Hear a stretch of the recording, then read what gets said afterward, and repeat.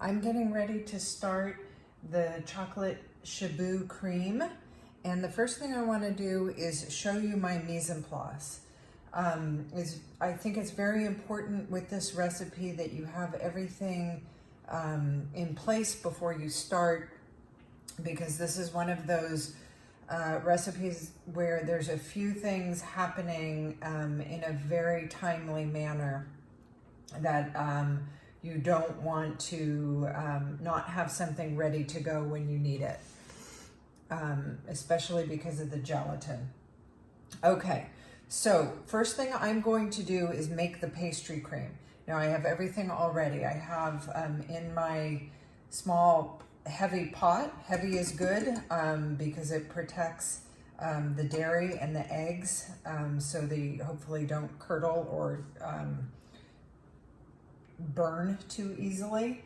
I have my milk, portion of sugar, vanilla extract, yolks, and then my mixture of cornstarch and sugar.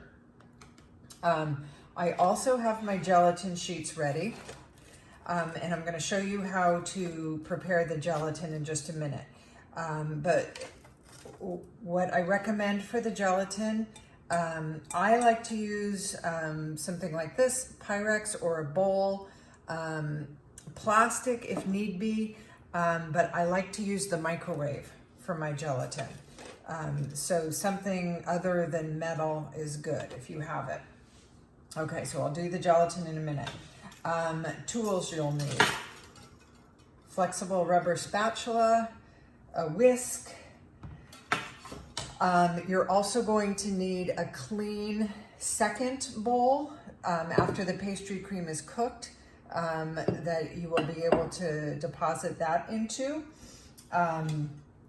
Then, since I'm making chocolate, I have my chocolate all scaled out and a rough chop from the large pistols that we were provided in the food bag.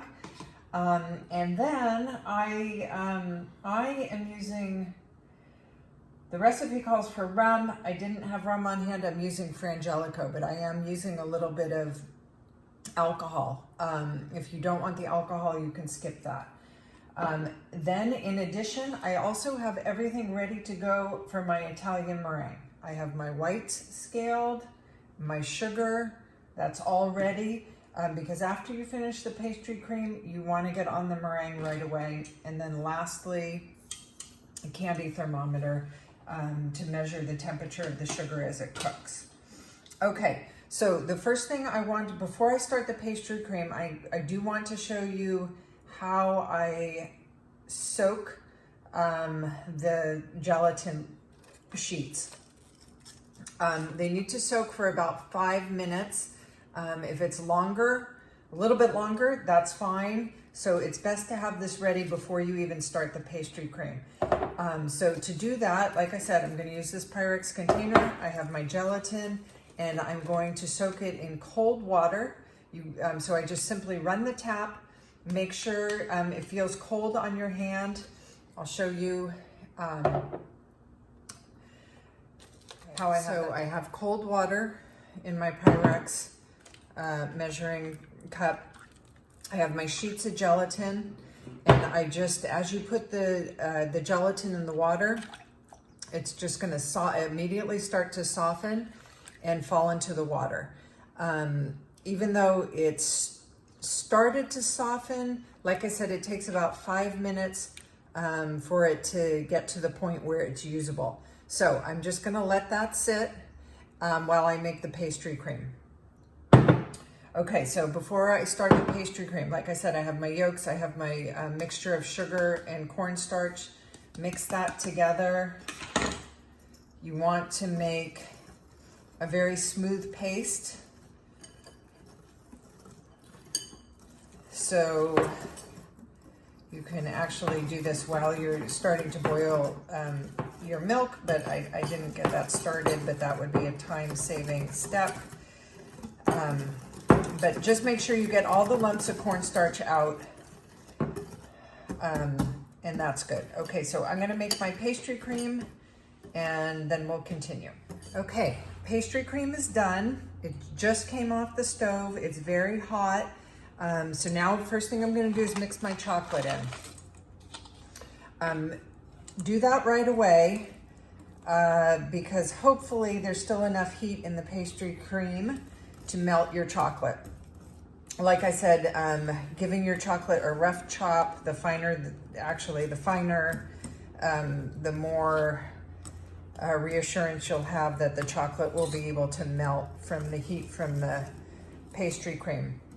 If need be, you can always slightly reheat the pastry cream, but that's not so ideal. It's better just to make sure you get the chocolate melted on the first try. Okay, so now I'm going to show you what to do with the gelatin. You want to be ready right at this point while you still have heat in the pastry cream. With the gelatin, first thing I'm going to show you two different ways you can work with it. Since we have a hot mixture here, we can add the gelatin straight in here and let it melt in the pastry cream. That's the way the recipe recommends, but I also want to show you an alternative method for when you're working with gelatin and you don't have a hot mixture. Okay, so first thing, let me set this aside. So here's my gelatin that is softened in the cold water. It's just goopy and gelatinous. It stays together, it doesn't fall apart, but there's nothing hard in it. First thing I want to do is drain this water out and give it 3 rinses in cold water. That helps remove any sort of disodor that it might have. So hang on one sec, let me do that.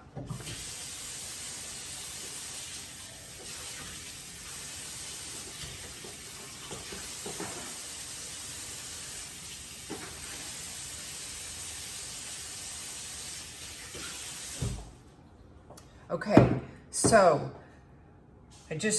the best way to do it is just hold the gelatin in your hand and under the faucet in your sink and let the cold water run through it.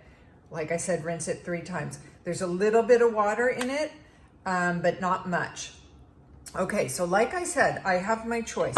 I could just take this gelatin as is, not melted, and put it in the pastry cream that's hot because the heat of the pastry cream would melt it. But an alternative way to work with it for when you're using it in a mixture that doesn't have heat and wouldn't be able to melt it is to use the microwave or your stove top to melt it. I have a microwave, so I'm gonna do it in there. What I wanna do is I'm gonna take my quantity of booze that I was gonna include in the Chiboust cream. I'm gonna add that to my gelatin. So now I have my gelatin in a little bit of liquid. I'm gonna put this in the microwave for 10 seconds. I want it to all melt, but not scorch. Sometimes it will take up to 20 seconds, but at most 20 seconds. So like I said, go slowly, start with 10, look at it. If you still see little bits of gelatin that haven't melted, go a little longer. Okay, let me do that and I'll be right back. My gelatin is all melted. It just looks like a sort of a thick liquid, a little bit yellow in color. And now I can pour that into my pastry cream.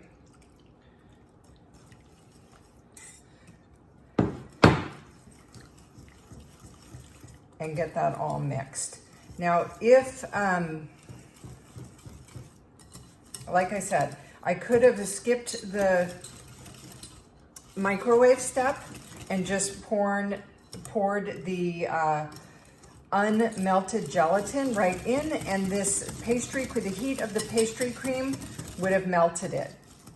But if you're working, say you're trying to incorporate gelatin into whipped cream or something that's not warm, you would need to do that added step of melting it first before incorporating it.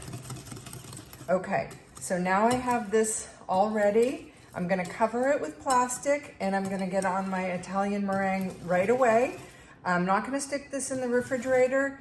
I don't want it to get cold or the gelatin will start to set. I just want it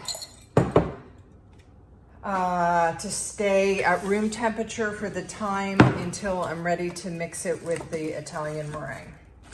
So using my plastic, I'm gonna get it right down on the surface so the pastry cream doesn't start to form a skin while I'm making my Italian meringue. So just like that, and that should be good to wait until we're ready for the next step.